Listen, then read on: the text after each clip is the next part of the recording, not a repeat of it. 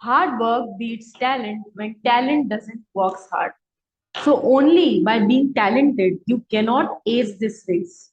Continuous practice with persistence is required. Therefore, it is said, a person who is a mediocre can beat the talented one easily by following a simple mantra, that is, keep going. So, good morning to all of you. I am Tanya Agrawal from NPPSC Masters, and from today onwards, we will begin a subject of main syllabus, that is public administration. जी हाँ, हम आज से शुरुआत कर रहे हैं हमारे core subject polity की, जिसके अंदर हम पहला टॉपिक वो लेके आए हैं जो बहुत ही डिमांडेड टॉपिक है, जिसके लिए आपके पास इंग्लिश मीडियम के नोट्स की बहुत ज्यादा स्केसिटी रहती है। तो आइए हम स्टार्ट करते हैं आज से पब्लिक एडमिनिस्ट्रेशन।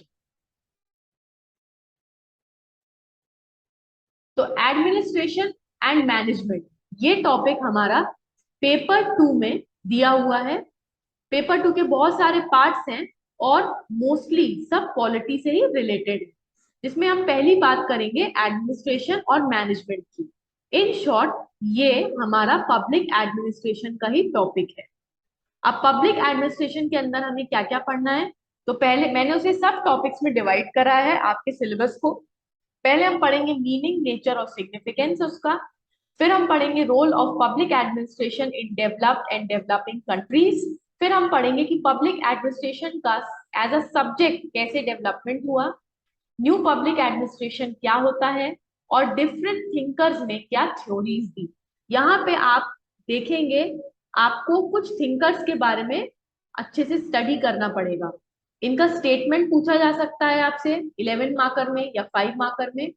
उसके बाद अगर इनने कुछ कंट्रीब्यूशन दिया है तो उसके बारे में भी आपसे पूछा जा सकता है। तो जैसे कि हमारे वुड्रो विल्सन हो गए, जिन्हें फादर ऑफ पब्लिक एडमिनिस्ट्रेशन बोलते हैं।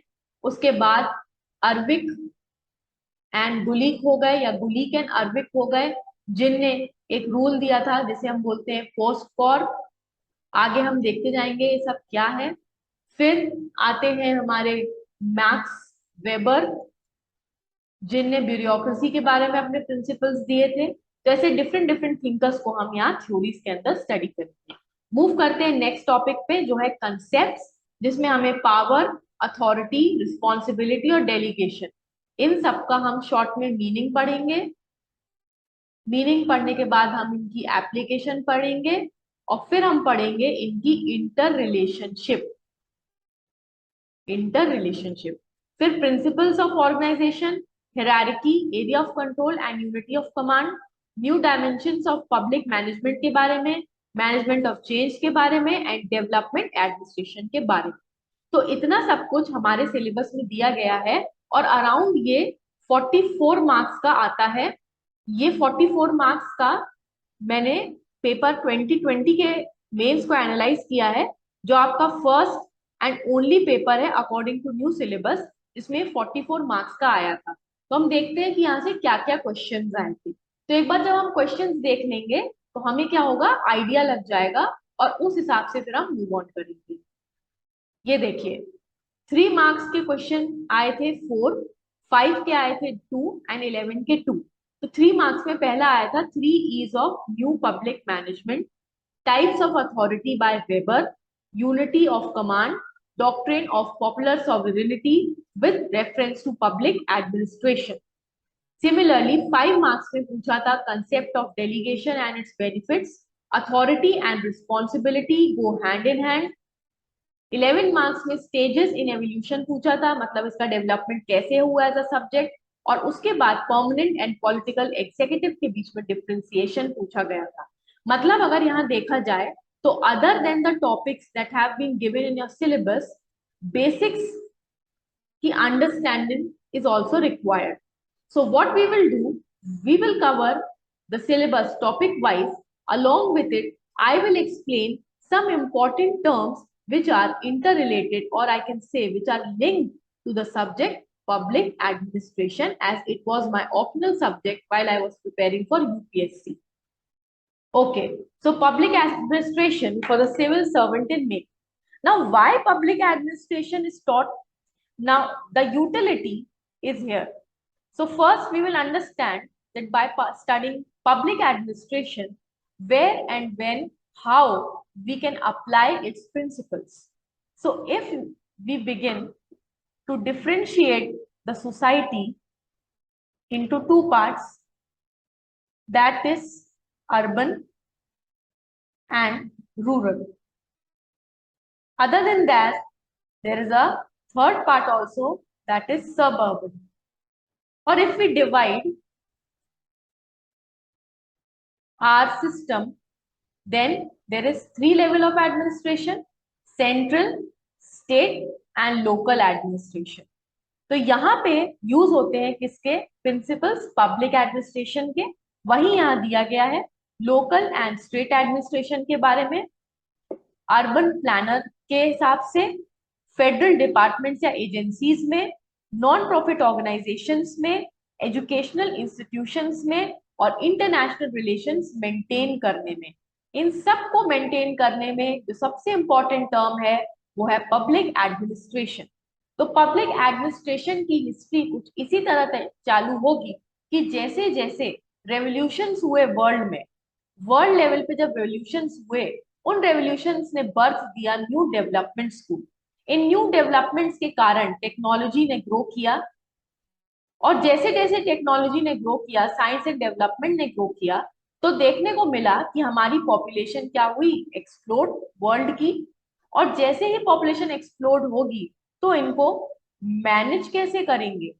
इस मैनेज करने के टर्म से ही एक टर्म निकला मैनेजमेंट, और जब उसको अप्लाई किया गया गवर्नमेंट्स के द्वारा तो वो बन गया पब्लिक मैनेजमेंट और पब्लिक का सक्सेसफुल एडमिनिस्ट्रेशन। ठीक है, तो आगे हम देखते हैं इसकी क्या यूटिलिटी है।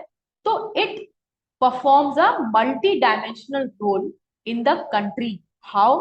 Bye implementation of public welfare programmes, by law and order maintenance, by eliminating the activities like monopolies, black marketing, which are very negative terms that affect the society and leads to degradation.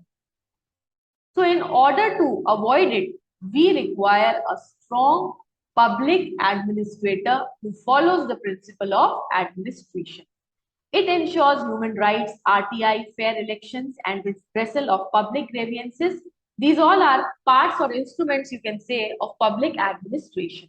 Now, identifying challenges of administration.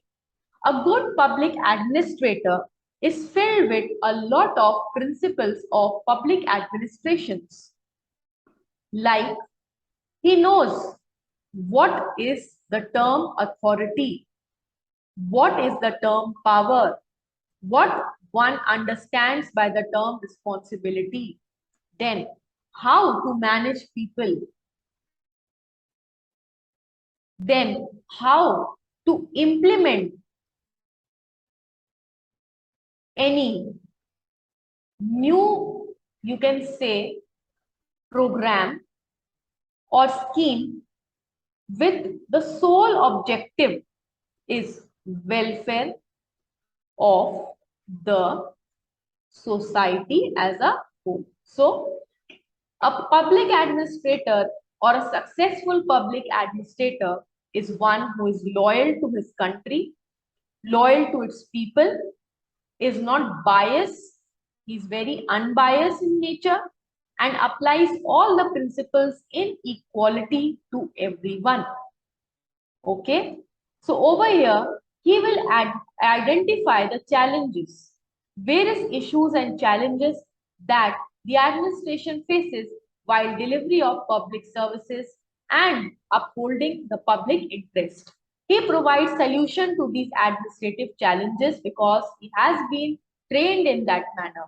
Hence, often government commissions many committees and commissions to look into the problem of administration. So you must have seen that whenever there's an issue in a country, a wider issue or a national issue, then a commission is required to give its report.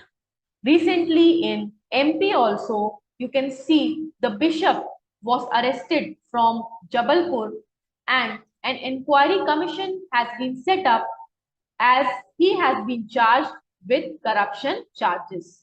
So now this committee will tell us whether he is a culprit or not, and after the committee's decision, the government will take final action. So everything is part of public administration. Now over here, see how the public administration functions. This is the basics of it. Now, in this world, we can see that the world has been divided into many countries, first into continents, then into countries, then into states, or in some other places it is called as units, then into smaller parts like cities and towns. This has been done for our convenience. In the same manner, in the society which we live in is a part of this city. So the society includes what all? Now, the society includes most importantly the common man. The whole system revolves around this common man. Now, from among these common man, there are some executives and some remain the citizens of India, only citizens. The executive is also a citizen. Now, among the executives, it is divided into two parts. First is the political executives and second is the permanent executive. Okay. So the permanent and political executives works hand in hand to formulate public policy, and they take care of the implementation of the policy in the wider public interest.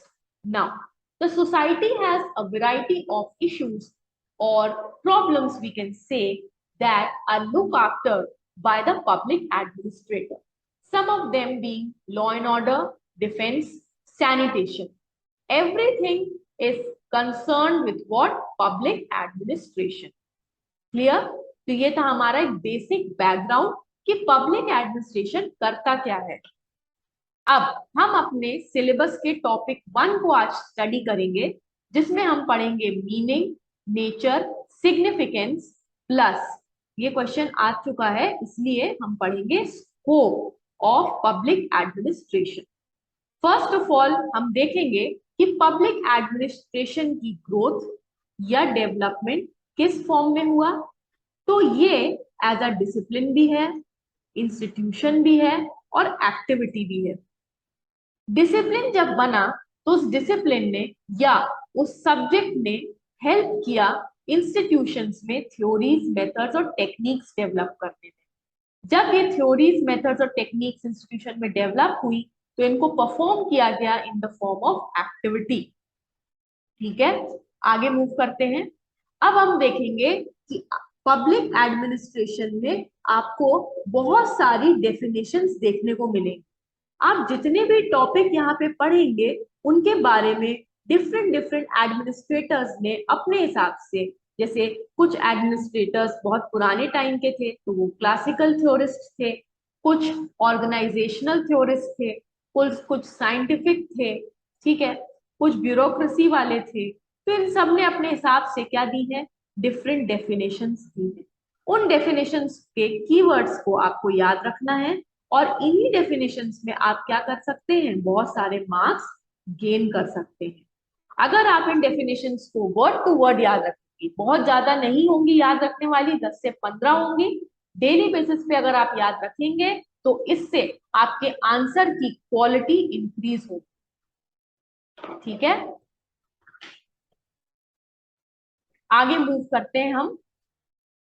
Woodrow Wilson gave the definition of public administration in very simple terms. Public administration is a detailed and systematic application of law. Over here, the keyword is detailed and systematic application of law. Now, who was Woodrow Wilson?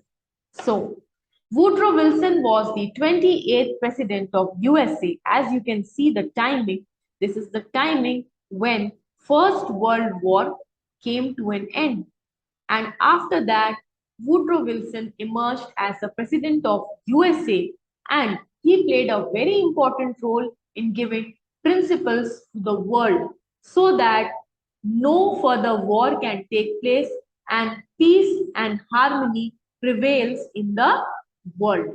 So Wilson believed that the study of administration was not made till then due to manageable population. Again the most important thing, देखो इसको हम simple terms में समझते हैं कि अगर कोई भी एरिया है, ठीक है, अगर एक एरिया में 4 घर हैं तो वहां पे भी क्या जरूरत पड़ती है चीजों की?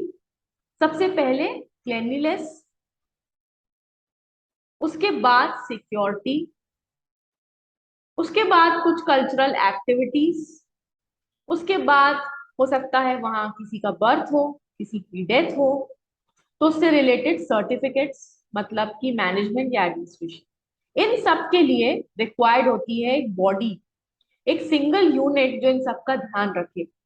तो अभी तो हम 4 घरों की बात कर रहे थे, तो धीरे धीरे जैसे जैसे वर्ल्ड में ग्रोथ हुई और पॉपुलेशन इंक्रीज हुई, जब पॉपुलेशन मैनेज नहीं हो पा रही थी तो जो गवर्नमेंट का रोल था वो भी क्या होना था? इंक्रीज होना था। लेकिन गवर्नमेंट का रोल इंक्रीज होना मतलब और रूल्स आना और रेगुलेशंस आना।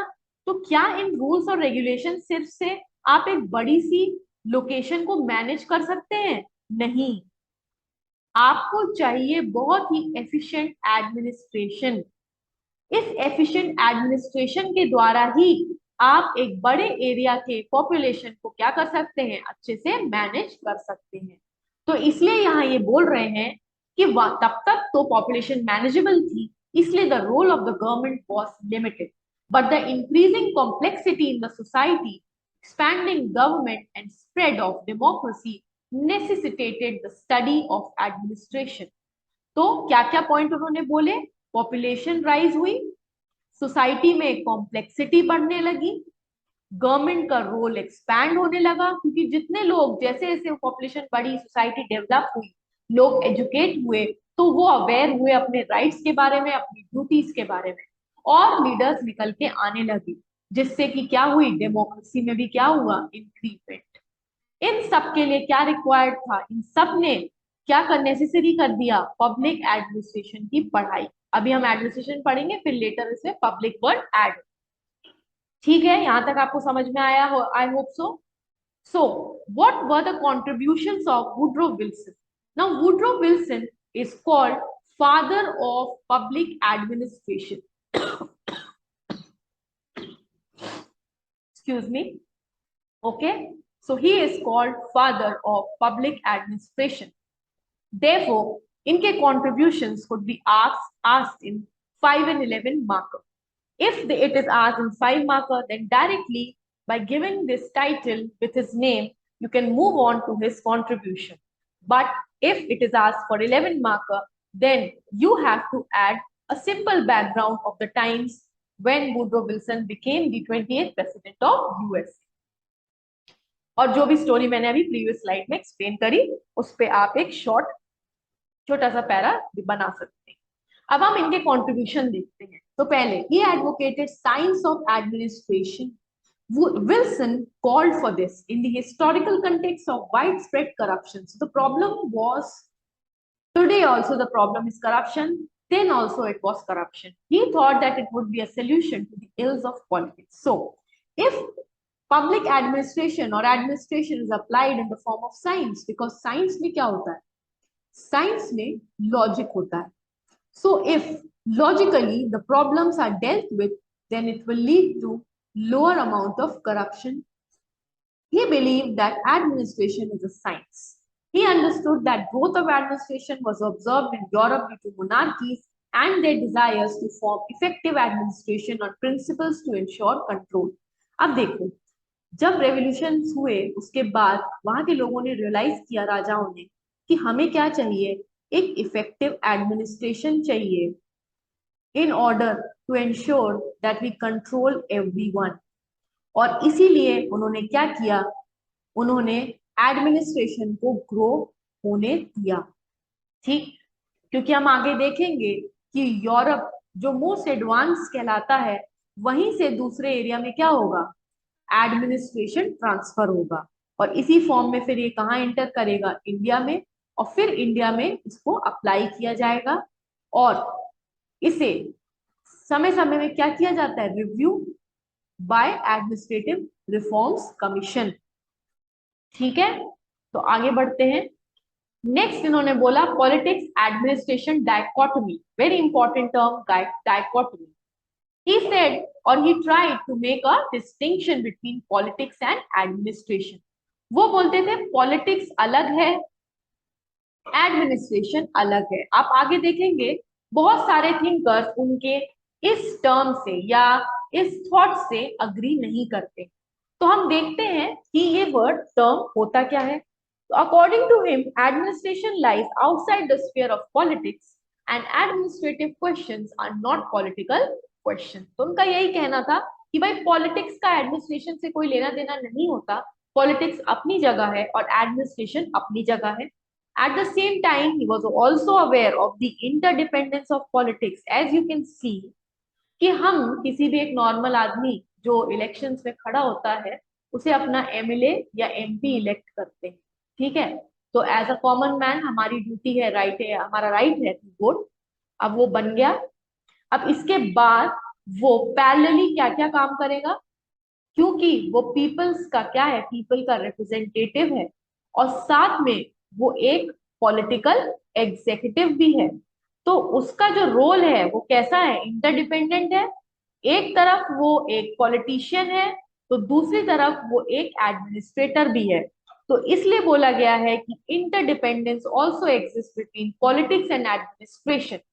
He said that public opinion is indispensable for control of administration, but at the same time should not interfere in administration.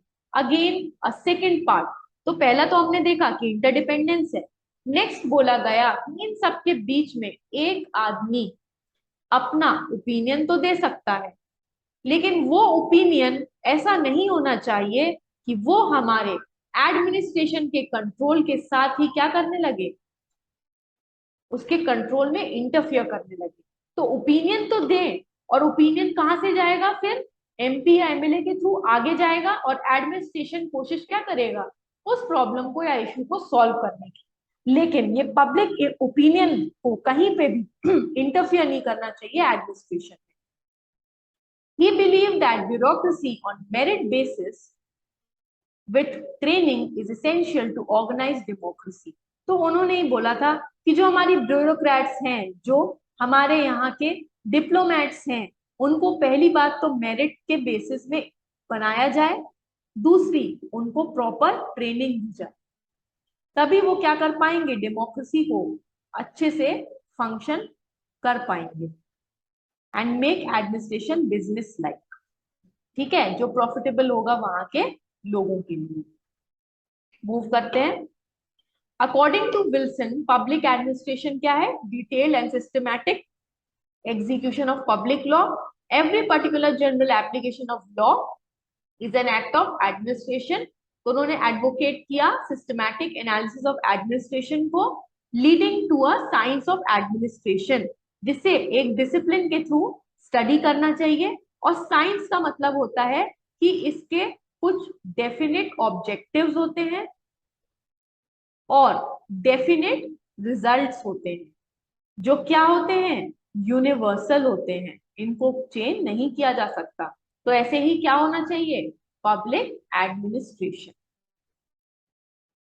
Next, public administration of Wilson के बारे और मैनेजमेंट के बारे में विल्सन का व्यू क्या था। विल्सन बोलते थे या चाहते थे to make the government business less business like. क्यों बोलते थे business less business like, business तो होना चाहिए क्योंकि कुछ जगह प्रॉफिट्स अच्छा होता है, लेकिन not at the cost of our citizens. ठीक है, so not at the cost of citizen, therefore he said less business, less unbusiness like. The central concerns of business, that is economy, efficiency and effectiveness, should also be the central concern of public administration. तो business में हम क्या क्या चीजों का ध्यान रखते हैं, इकोनॉमी का, एफिशिएंसी का और इफेक्टिवनेस का। यही सेम 3 E's का जो कंसर्न है इसका होना चाहिए हमारे पब्लिक एडमिनिस्ट्रेशन का। However, he is aware that the government was different. वो जानते थे कि उस समय की गवर्नमेंट डिफरेंटली वर्क कर रही थी। ठीक, अब इनको फाउंडर बोला जाता है कंपैरेटिव पब्लिक एडमिनिस्ट्रेशन का भी, क्योंकि इन्होंने हिस्टोरिकल और कंपैरेटिव मेथड्स पे क्या किया था, ज्यादा एम्फेसिस किया था रेदर देन फिलोसफिकल मेथड। उनका बोलना था कि हमें अपने पास हिस्ट्री को स्टडी करना चाहिए, वहां पे कौन से ऐसे प्रोग्राम्स थे एडमिनिस्ट्रेशन से रिलेटेड जिन्हें अप्लाई किया गया और उनका रिजल्ट क्या था, और उसके बाद सबको कंपेयर करके आगे बढ़ना चाहिए रेदर देन फिलोसफिकल मेथड्स पे डिपेंडेंट होकर। He asserted that the virtues and the peculiarities cannot be learned without comparing with other system, right? कि क्या वर्च्यूज उसने हमें दी, क्या पिक्युलैरिटीज थी, वो तभी समझ सकते हैं जब हम कंपेयर करें। He believed that it is important for democracy to meet the challenges from within. तो डेमोक्रेसी में सबसे इंपॉर्टेंट क्या होता है? Internal peace. If there is internal peace in the democracy, then only we can be sovereign and make our own decisions, and then only we can protect our borders. ठीक है, तो आज से हमारा पब्लिक एडमिनिस्ट्रेशन का आपने देखा कि क्लास स्टार्ट हो गई है। जल्दी से आप लोग इस पेज को लाइक करिए, सब्सक्राइब करिए और कमेंट करिए। हमें बताइए कि आपको और कौन से ऐसे सब्जेक्ट्स हैं जिसमें डिफिकल्टी हो रही है, और हम एमपीपीएससी मास्टर्स आपको इंश्योर करते हैं कि हम कोशिश करेंगे जल्द से जल्द आपकी सारे प्रॉब्लम्स को सॉल्व करने में। तो आगे बढ़ते हैं। ये बात की हमने किसकी? वुड्रो विल्सन की। अब हम देखेंगे टर्म एडमिनिस्ट्रेशन को। तो एडमिनिस्ट्रेशन को दो लोगों ने डिफाइन किया था, पहले थे लूथर गुलिक और दूसरे थे जॉर्ज ई बर्कली। अगर आप स्टैंडर्ड बुक्स में पढ़ेंगे तो आपको बहुत सारी डेफिनेशन मिलेंगी। variety of definitions are there, but it is not possible for a human being to learn so many of them together. So it is my advice to you, stick to 2 definitions maximum. Okay, so according to Luther Gulick, administration has to do with getting things done. So obviously administration क्या है? किसी भी काम को करना, उसे करना ही administration है, with the accomplishment of defined objective.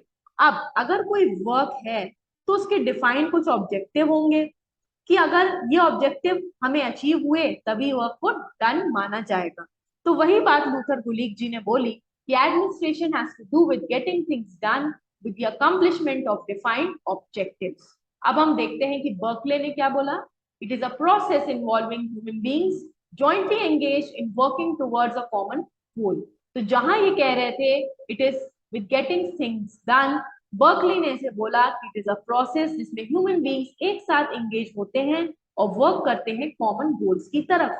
Hence अगर दोनों डेफिनेशन को सिंपल वर्ड्स में देखा जाए तो it is a collective effort of a group of people to attain a defined objective. तो ये हो गई हमारी एडमिनिस्ट्रेशन की डेफिनेशन।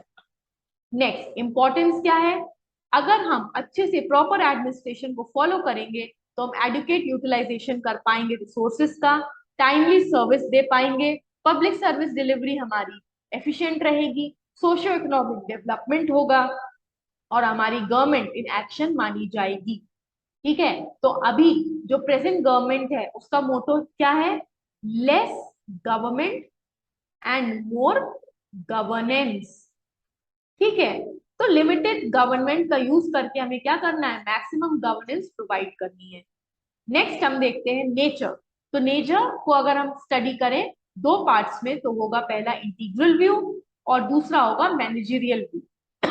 नेचर कैसा है पबैट का? तो दो बहुत ही डाइवर्जेंट व्यूज हैं।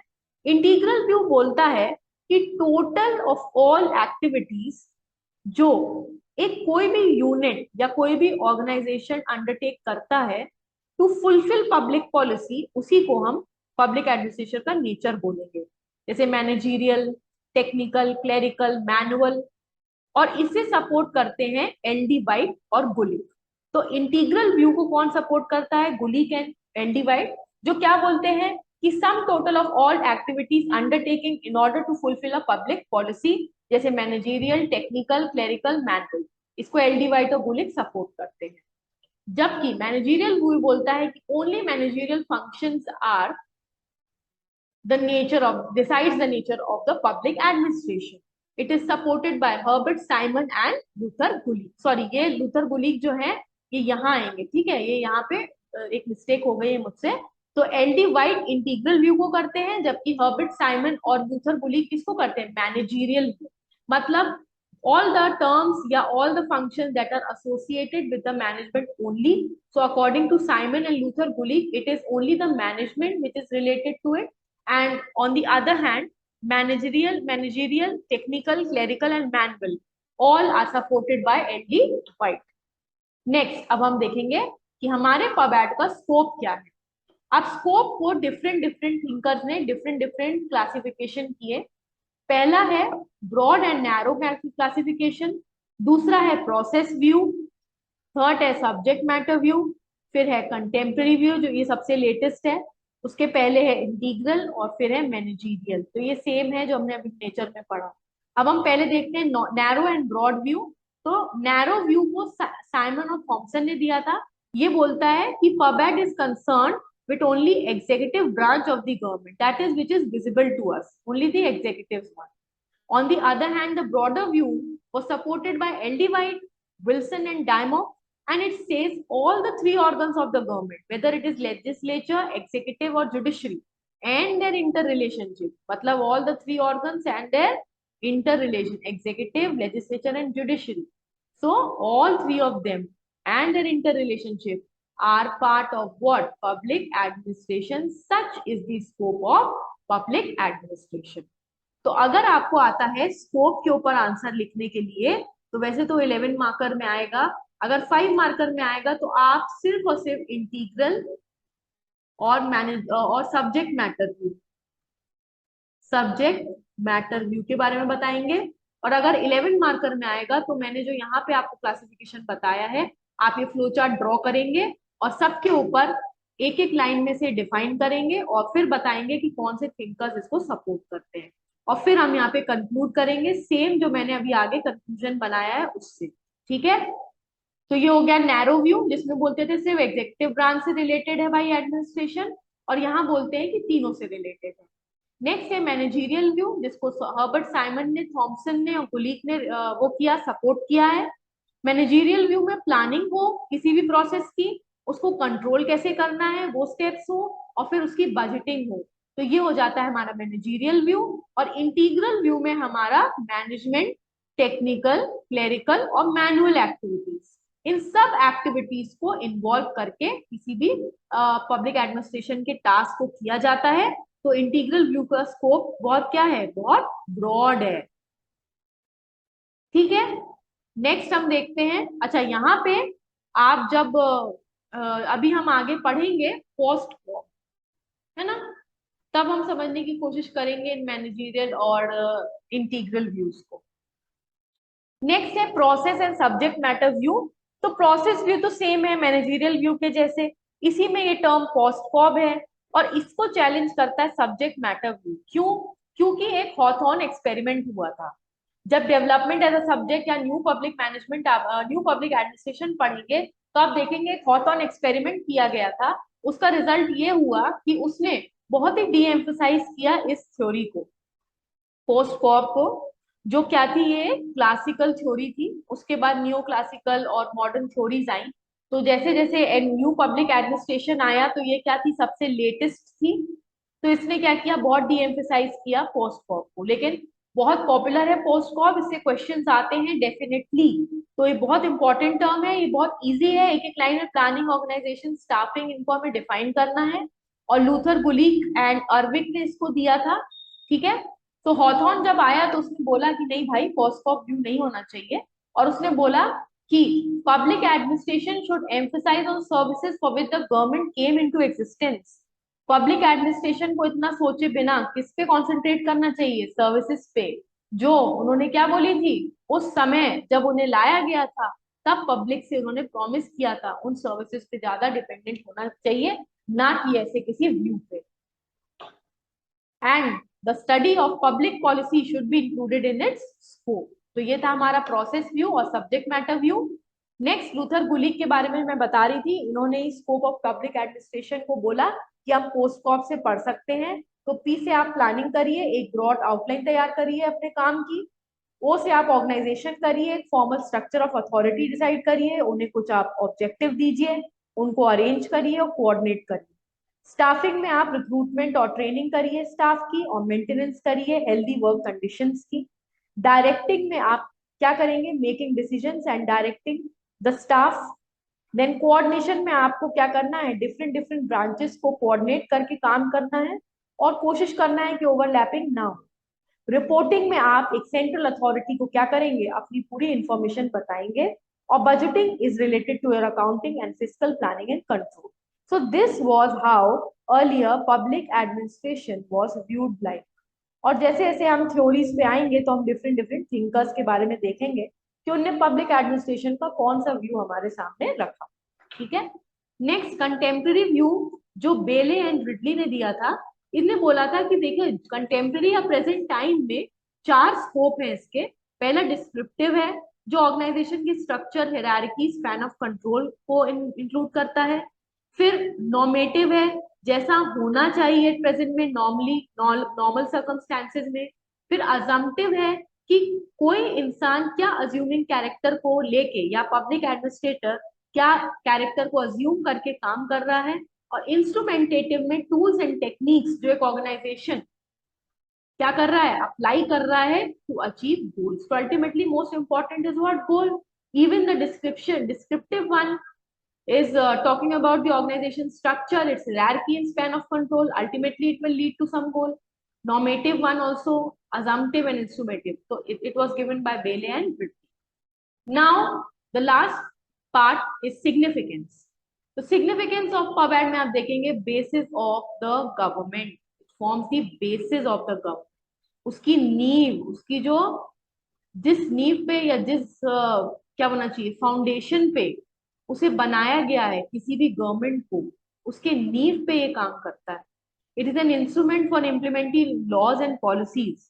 ये पार्टिसिपेट करेगा पॉलिसी फॉर्मुलेशन में, स्टेबलाइज करेगा हमारी सोसाइटी को, कंटिन्यूटी प्रोवाइड करेगा। गवर्नमेंट चेंज होगी लेकिन क्या पब्लिक एडमिनिस्ट्रेशन बदलता है? नहीं, पब्लिक एडमिनिस्ट्रेशन तो वैसे ही काम करता है चाहे गवर्नमेंट चेंज भी क्यों ना हो। वेराइटी ऑफ सर्विसेज प्रोवाइड करता है। सबका सेंट्रल थीम क्या होता है? Public interest. It is an instrument of social change लाएगा, क्योंकि ये क्या करेगा, टाइमली सर्विस प्रोवाइड करेगा। और जब ये टाइमली सर्विस प्रोवाइड करेगा तो जो हमारे सोशल इविल्स हैं उनको क्या कर सकते हैं, हम इजिली एलिमिनेट कर सकते हैं अपनी सोसाइटी से। और जब सोशल इविल्स एलिमिनेट हो जाएंगे तो ऑब्वियसली क्या होगा, हमारी इकोनॉमी का भी डेवलपमेंट होगा। सिविलाइजेशन के लिए बहुत एसेंशियल है। And growing importance, reasons for the growing importance of public administration, और न्यू एजेंडा आइटम्स को भी ये ऐड करता है। कंक्लूजन क्या है, कंसेप्ट ऑफ सिटीजनशिप जब से फुली ऑपरेशनल हुआ तो पब्लिक एडमिनिस्ट्रेशन क्या बना, मीडियम बना लोगों को अवेयर करने का कि आपके क्या राइट्स हैं, क्या क्लेम्स हैं एंड ऑब्लिगेशन है। और इसके लिए ही क्या हो गया, स्कोप इसका ब्रॉड हो गया, या स्वेल्ड अप हो गया। ठीक, तो यहाँ हमने क्या देखा, अपना टॉपिक 1 देखा जो क्या था, meaning, nature, significance and scope of public administration. तो ये था हमारा टॉपिक 1। अब नेक्स्ट टॉपिक लेके आऊंगी बहुत ही जल्द, 2 दिन के बाद। तो keep sharing, like, subscribe and comment on our videos.